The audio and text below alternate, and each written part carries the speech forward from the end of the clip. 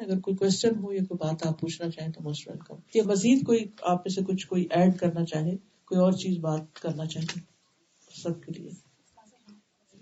ذکر کو دل میں بغیر زبان کر سکتے ہیں؟ جی, 3 طرح کا ذکر ہوتا ہے. ایک ہوتا ہے زبان سے, ایک ہوتا ہے دل سے, اور ایک ہوتا ہے زبان اور دل دونوں سے. اگرچہ خالی دل کی بھی اجازت ہے, لیکن زبان سے کرنا اس سے بہتر اس لحاظ سے ہے کہ حدیث میں آتا ہے کہ اللہ تعالیٰ بندے کے ساتھ ہوتا ہے جب تک اس کے ہونٹ اللہ کے ذکر سے میں ہلتے رہتے. پھر اسی طرح آتا ہے کہ تمہاری زبان اللہ کے ذکر سے تر رہے. تو پھر خالی دل میں سوچنا ٹھیک ہے, اچھی بات ہے کہ اللہ کی طرف دھیان ہے آپ کا, لیکن زبان بھی بولے. جہاں دل اور زبان دونوں شریک ہوتے ہیں وہ افضل ترین ذکر ہوتا ہے. ورنہ اگر زبان بھی آپ کی بول رہی ہے, ذکر کر رہے ہیں, تو اس لیے نہیں چھوڑ دیں کہ اچھا میں پوری طرح حاضر نہیں ہوں, میں کہیں کسی کونے میں بیٹھ کے کروں گا. نہیں, کرتے رہیں, کیونکہ کبھی کبھی وہ پھر کیا ہوتا ہے, کبھی حاضر ہو جاتا, دل کبھی نہیں ہوتا, لیکن زبان تو بول رہی ہے نا. وعلیکم السلام. جیسے ہم ایک گوروں کے ورک میں ہیں اور جابس کے ٹائمنگ بڑی فکس ٹائمنگس ہوتے ہیں کہ آپ اس ٹائم پہ آپ بریک لے سکتے ہیں اور اس ٹائم پہ اپنی جاب ختم کر سکتے ہیں.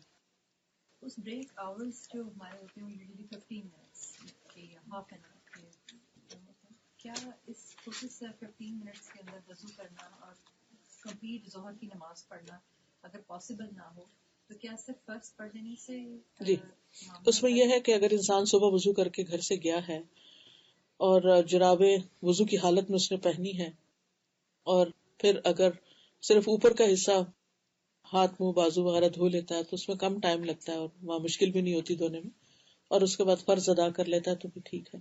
سمر میں دن لمبے ہوتے ہیں تو اس میں انسان کو زیادہ موقع مل جاتا ہے, لیکن ونٹر میں نمازیں قریب قریب ہوتی ہیں, تو نہ پڑھنے سے یہ ہے کہ کبھی انسان جمع بھی کر سکتا ہے اگر کچھ بہت ہی سخت مجبوری ہو. ورنہ یہ کہ جاب شروع کرنے سے پہلے ہی بات طے کر لینی چاہیے کہ مجھے نماز کا ٹائم چاہیے ہوگا. جی, اندر سے ہاتھ ڈال لینا چاہیے, جیسے کتنا بھی بندھا ہوا تو ذرا سا بھی آپ اندر سے ہاتھ ڈالیں گے, اور یا یہ کہ ذرا سا یہاں سے بھی اگر آپ اتنے سے بھی بالوں کو اگر آپ کر لیتے ہیں نا یہ کچھ تب بھی مسا ہو جاتا ہے. اوپر سے کرنے کی اجازت نہیں, پگڑی پر تو ہے لیکن اسکارف وغیرہ پر نہیں. جی, کہیں سے بھی ڈال لیں آپ, ادھر سے نیچے سے, جیسے ہمارا کانسیپٹ ہوتا ہے کہ ہم اوپر سے ہی کرتے ہیں. جی, اس میں یہ ہے کہ پیچھے سے اگر ڈالے نا تو آگے تک ہاتھ آ جاتا ہے, پھر جب اگر پیچھے سے ڈل گیا نا تو ایسے کر کے آگے آتے, تھوڑے سے بال خراب ہوتے ہیں لیکن ٹھیک ہو جاتا ہے.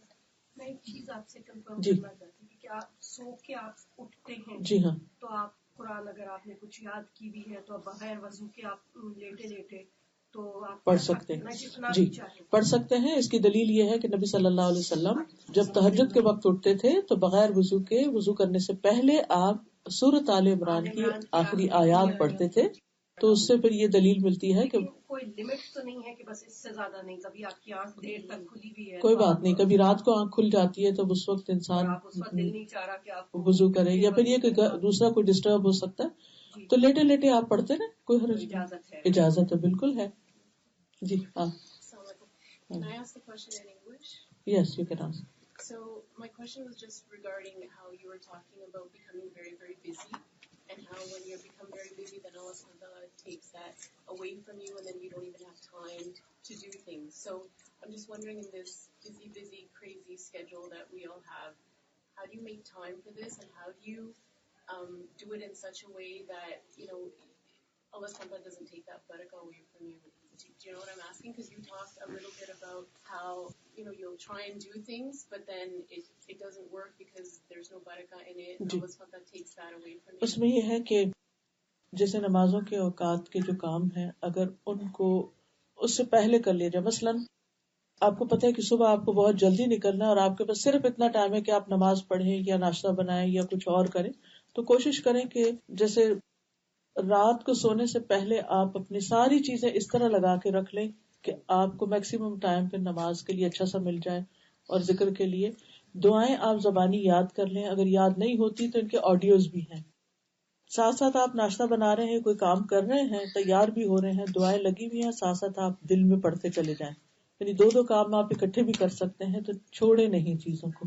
اسی طرح شام کے وقت جیسے نماز وقت پر پڑھنی, یا اس میں بھی یہ ہے کہ ہمیشہ آپ جائزہ لیں کہ کون سا ٹائم ایسا ہے کہ جس میں میں نماز بہت جلدی اس لیے پڑھتی ہوں کہ کچھ اور کام میرے آگے ہوتے ہیں, تو ان کاموں کو میں کہیں اور کیا شفٹ کر سکتی ہوں اس وقت کے علاوہ تاکہ اللہ کا ذکر اچھے سے ہو سکے؟ جی اگر دعائیں یاد نہیں ہے زبانی تو اگر ہم اس کو آڈیوز کی سن لیں تو جی یاد کرنی تو چاہیے، سنے بھی اس لیے تاکہ وہ یاد ہو جائیں.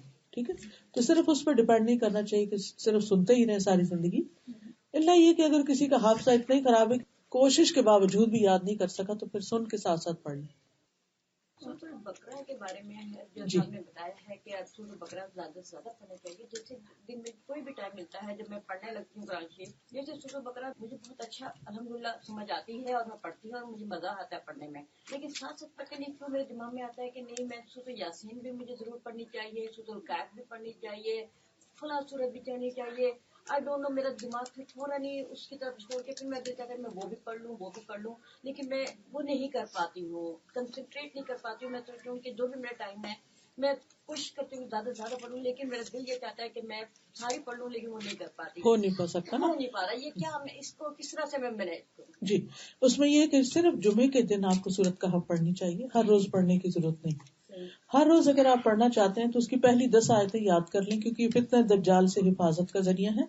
آپ دن کی کسی نماز میں وہ 10 آیتیں پڑھ لیں، زور میں پڑھ لیں، اثر میں پڑھ لیں، کسی بھی وقت پہلی 10 آیتیں زبانی پڑھ لیں. دوسرا یہ کہ سورۃ یاسین روز پڑھنے کا کہیں بھی کوئی اجر ثواب نہیں بتایا گیا. ٹھیک ہے، سورۃ البقرہ کا تو صحیح حدیث سے پتہ چلتا ہے. تو اس لیے آپ تسلی کے ساتھ سورۃ البقرہ پہ فوکس کریں. رات کو سوتے وقت سورۃ الملک پڑھ لیں، جمعے کے دن سورۃ کہف پڑھ لیں، اور اگر ہو سکے تو جمعے کی صبح کی نماز میں سورۃ السجدہ پہلی رکعت میں اور دوسری رکعت میں سورۃ الدہر پڑھ لیں. یہ نبی صلی اللہ علیہ وسلم کی سنت ہے. لیکن اگر آپ نہیں زبانی یاد تو کوئی بات نہیں، اگر آپ کر سکتے ہیں، کچھ لوگوں کا حافظہ بہت اچھا ہوتا ہے اور وقت بھی ہوتا ہے، وہ ایسی چیزیں یاد کر لیں.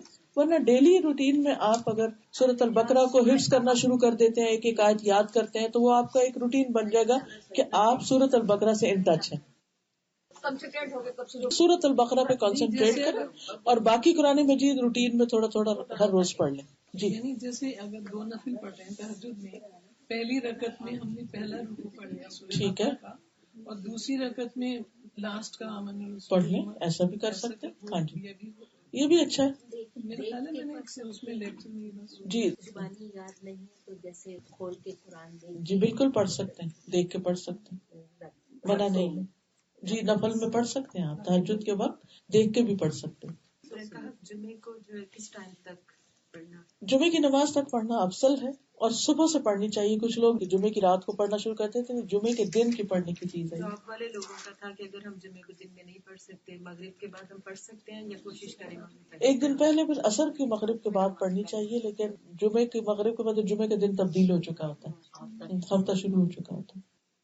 اگر کوئی عورت قرآن حفظ کرنا چاہے تو اس بارے میں کوئی حدیث یا کوئی تاریخ میں کچھ ملتا ہے ایسا کہ اس کے بارے میں کیا حکم ہے یا افضل ہے یا اس کے بارے میں کچھ ہے؟ دین کے بہت سے احکامات ایسے ہیں اس میں کوئی ڈسکریمنیشن نہیں کی گئی مرد اور عورت کے درمیان. عورت بھی حفظ کر سکتی ہے، مرد بھی کر سکتا ہے. نبی صلی اللہ علیہ وسلم کے زمانے میں کچھ خواتین ایسی تھی کہ جن کو قرآن یاد تھا، جن میں جیسے ام برقہ تھی. نبی صلی اللہ علیہ وسلم نے ان کے لیے مؤذن کو مقرر کیا اور وہ جماعت کرواتی تھی اور اس میں پھر قرآن سناتی تھی. تو کوئی بھی خاتون عمر کے کسی بھی حصے میں، بلکہ آج کل تو بہت ٹرینڈ ہو گیا ماشاءاللہ عرب دنیا میں تو بڑی بڑی عمر کی خواتین حفظ کرنا شروع کر دیتی ہیں. ایک اسکالر ہیں احمد الاشکر کا نام شاید آپ نے سنا ہو، رائٹر بھی ہیں، 2 بھائی ہیں، بہت ہی قابل اور بہت نیک. تو ان کی والدہ 70 سال کی ان کی عمر ہو گئی اور وہ لکھنا پڑھنا نہیں جانتی تھی. بچے اتنے قابل، لیکن خود بعض اوقات خواتین بچپن میں نہیں پڑھا تو بڑے ہو کے شادی ہو گئی، پھر نہیں پڑھا. تو ان کو بس خیال آ گیا کہ میں نے قرآن پڑھنا ہے اور حفظ کرنا ہے. تو ان کے بچوں نے انتظام کر دیا. کئی دنوں میں جا کر انہوں نے الف با تا سیکھی، پھر اس کے بعد انہوں نے اس کو لفظ پڑھنا سیکھا، پھر ناظرہ پڑھا، پھر 74 ایئرس کی عمر میں انہوں نے حفظ بھی کر لیا. شوق کی بات ہے نا. اب آپ دیکھیں 70 ایئرس کی عورت کا کیا کام ہوتا ہے گھر میں؟ عام طور پہ ہمارے ہاں کوئی خاص کام نہیں ہوتا سوائے انٹرفیئرنس کے. اور پھر وہ کیا ہوتی ہے انٹرفیئرنس، بچوں کو بہت ہی offend کرتی ہے، اور کچھ تو ناخلف پھر جا کے ان کو اولڈ ہوم میں چھوڑ دیتے ہیں. اور پھر وہ اللہ تعالیٰ محفوظ رکھے سب کو اس گناہ سے کہ وہ ماں باپ کے ساتھ ایسا سلوک کوئی کرے. لیکن ایسی مثالیں مسلمانوں کے اندر بھی مل رہی ہیں, دیکھتے ہوئے آتی ہیں. تو ایسی صورت میں سمجھتی ہوں کہ قرآن بڑھاپے کا بہترین دوست ہے, بہترین دوست. بھلے نہ یاد ہو, پڑھتے رہیں. ہم نے اس کا ایکسپیرینس کیا تھا لدھیانوا میں, جب 2005 میں نے کورس کروایا تھا. تو اس کے بعد ہم نے ایک اور کورس کروایا, روح البیان.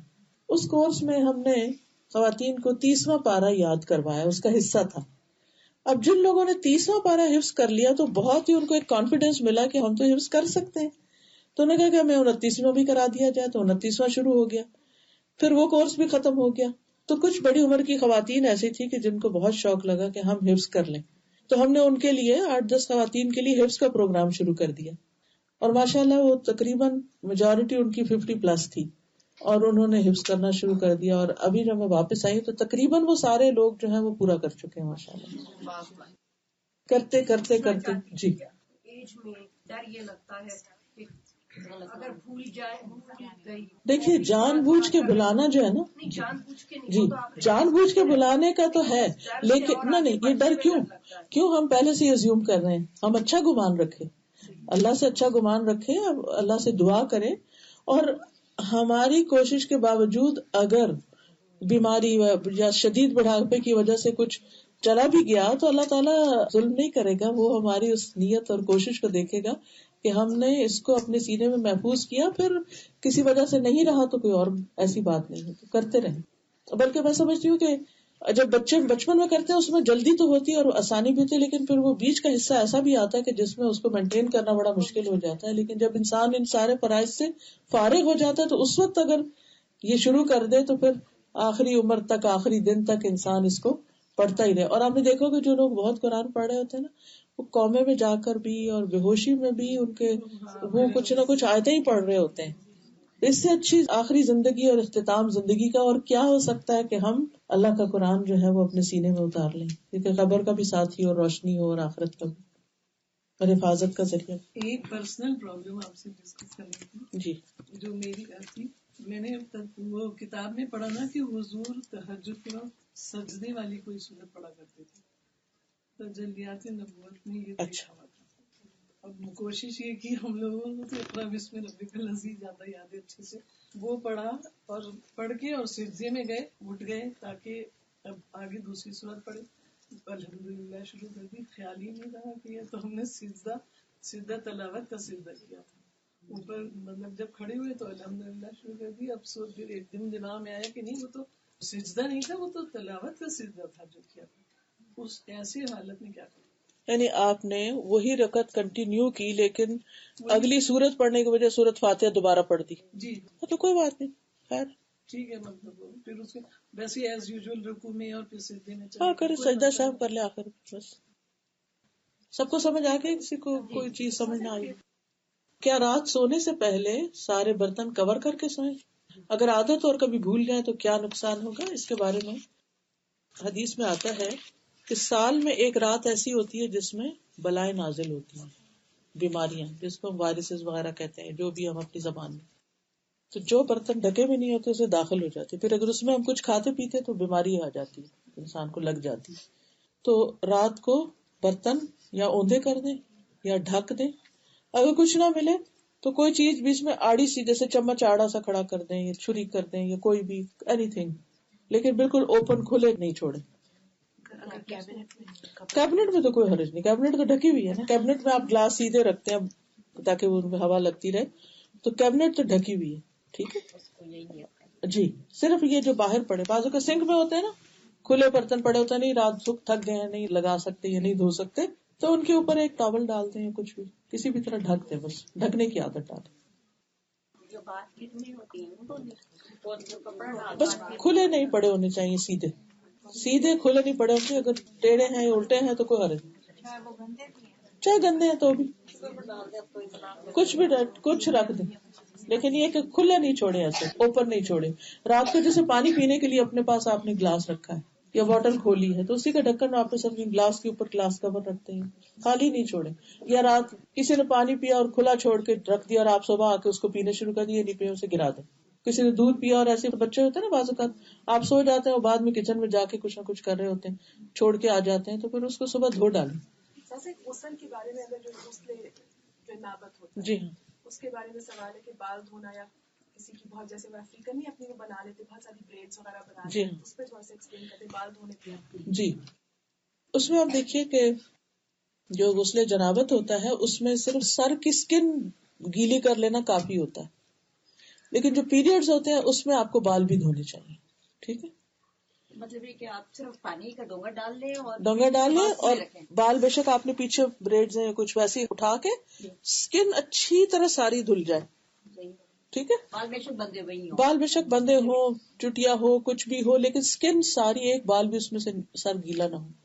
لیکن جب پیریڈز ہو تو پھر آپ پورے بال دھوئیں. سارے بال. جی, نہیں کوئی خاص دعا نہیں ہے, بس واش روم جانے کی جو دعا ہوتی. جی ایک آپ اسٹوڈنٹ ہیں, آپ کو کوئی دعا آتی ہے جو پڑھائی میں آپ کو مدد کرے؟ کیا بتائیں. So there's many du'as which you can read for increasing in your knowledge, increasing in your understanding. So there's the dua of Musa alayhi salam, which he made when he went to Fir'aun, to face Fir'aun and to call him. So he made dua to Allah that Rabbi shrah li sadri, that, oh my Lord, open my chest for me. And opening of the chest means that make it so vast and spacious and able to contain wisdom and understanding so that I can convey properly. So Rabbi shrah li sadri wa yassir li amri, and make my work easy for me. So whatever it is that you're reading or you're trying to memorize or the test that you're going to take, so Rabbi shrah li sadri wa yassir li amri wahlul 'uqdatan min lisani, and untie the knot that is in my tongue, meaning make it easy for me to express myself. Because sometimes you have read the entire book and you have studied everything, but you're not able to answer or express yourself clearly. So wahlul 'uqdatan min lisani yafqahu qawli. Okay? So this is one dua that you can make. سورہ ملک روزانہ پڑھنا رات میں افضل ہے؟ جی, سورۃ ملک روزانہ پڑھنا افضل ہے. یہ جو دعا ابھی انہوں نے بتائی نا, اس میں اگر آپ کا ویسے بھی کبھی دل تنگ پڑ رہا ہو نا, ہوتا ہے نا کبھی بچے تنگ کرتے ہیں تو دل تنگ ہوتا ہے, یا کبھی کوئی کسی انسان کی باتوں سے دل تنگ ہوتا ہے, یا صدقہ کرنے کے اوپر دل تنگ ہو رہا ہے, کسی بھی وجہ سے آپ کے اندر ایک گھٹن ہے نا, تو یہ دعا گھٹن کا علاج بھی ہے کہ اللہ میرا سینہ کھول دے, میری گھٹن دور کر دے. ٹھیک ہے, رات کو سورۃ الواقعہ پڑھنے کا بھی ہے؟ نہیں, وہ ضعیف ہے حدیث. اوکے, السلام علیکم ورحمۃ اللہ وبرکاتہ. ایک دو چھوٹی چھوٹی اناؤنسمنٹس کرنی تھی کہ ہمارے ہر روز ہفتے میں 3 دفعہ ٹیوزڈے, وینسڈے اور تھرسڈے صبح 9:45 سے 11 o'clock تک حدیث بخاری کا لیکچر ہوتا ہے. آن لائن بھی آتا ہے, فیس بک پہ بھی آتا ہے, اور ویسے بھی الہدا لائیو پہ بھی آتا ہے. تو جو لوگ گھر میں ہوتے ہیں, کام پر نہیں ہوتے, تو وہ اپنے کام کاج کے دوران لگا کر سن سکتے ہیں. تو بہت کچھ نئی باتیں سیکھنے کو ملیں گی. جمعے کے دن 10 to 11:30 ہوتا ہے فقہ القلوب, جس میں اللہ سبحانہ وتعالیٰ کی معرفت اور اس طرح کی بہت ساری چیزیں ہیں. آج کل ہم روح کے بارے میں پڑھ رہے تھے, خلق الروح, کہ اللہ نے جو روح بنائی ہے تو یہ کیا چیز ہے, اور کس طرح روح کے اوپر کیا اثرات ہوتے ہیں. اور پھر سیٹرڈے کو سورۃ البقرہ انگلش میں ہوتی ہے, تیمیہ کرواتی ہیں ینگ لڑکیوں کے لیے. اچھا, بچوں کے لیے سیکھنے کا اس وقت ہمارے پاس کافی ہے, اس میں بچے بھی آ رہے ہیں الحمدللہ. اور سنڈے کو صحیح بخاری ہوتی ہے. تو یہ ان کا ٹائم جو ہے وہ 11:15 سے لے کر 1:15 تک ہوتا ہے, 2 گھنٹے تک. اگر بچے جیسے گھر پر ہیں تو یہ 2 گھنٹے اگر وہ بیٹھ کے آرام سے سیکھیں تو انشاءاللہ بہت فائدہ ہوگا. جی, یہاں کے حساب سے 11:15 سے 1:15 تک. کرنا چاہیں تو آن لائن رجسٹریشن بھی ہوتی ہے, ورنہ اگر آپ صرف خود سے سیکھنا چاہیں تو وہ بھی آپ سیکھ سکتے ہیں, یعنی سن کے. ہاں, یہ ایک کارڈ بھی ہے, تو اس میں ٹائمنگز وغیرہ لکھے ہوئے بھی ہیں اگر آپ کو چاہیے تو. وہ پھر میرا خیال ہے When you register, then you can. ہاں, جو لوگ رجسٹر کرتے ہیں وہ پھر ان کو ایک لنک دیتے ہیں جس میں ریکارڈیڈ لیکچرز بھی پھر ملتے جاتے ہیں. جی, یہ آپ رکھ سکتے ہیں. فقہ القلوب کا ٹائم 10 o'clock فرائیڈے کو, ایوری فرائیڈے ہوتا ہے. فیس بک پہ بھی آتا ہے جی, اور الہدا لائیو پر بھی ہوتا ہے. قرآن پر آل اپلیکیشن ہے نا, تو اس میں بھی اس کے آپشن ہے, اس سے بھی ڈائریکٹ سن سکتے. اس میں ہے قرآن پر آل میں بھی ہے, اور قرآن ان ہینڈ جو اپلیکیشن ہے اینڈرائڈ پہ, اس پہ بھی ہے لنک, اس سے بھی سن سکتے ہیں. چلیے, یہ جو دعائیں میں نے آپ کو بتائی ہیں اس کتاب ایاک نستعین جو ہے یہ انگلش میں ہے، اس میں ٹرانسلیٹریشن بھی ہے، اردو میں بھی ہے اور انگلش میں بھی ہے. اس میں جو بچے عربی نہیں پڑھ سکتے اس میں انگلش میں بھی یہ دعائیں لکھی ہوئی ہیں، یعنی انگلش میں عربی لکھی ہوئی ہے، تو اس میں یہ ہے کہ آپ بچوں کو بھی پڑھنے کے لیے حفاظت کی دعائیں دے سکتے ہیں. اور اس میں شفا کی دعائیں بھی ہیں اور نظر کی بھی اور جن کی بھی اور اس طرح کی سب چیزیں، استغفار وغیرہ بھی. اوکے چلیے ٹھیک ہے، جزاکم اللہ خیر. سبحانک اللہم و بحمدک اشہد ان لا الہ الا انت استغفرک و اتوب الیک. السلام علیکم و رحمۃ اللہ وبرکاتہ.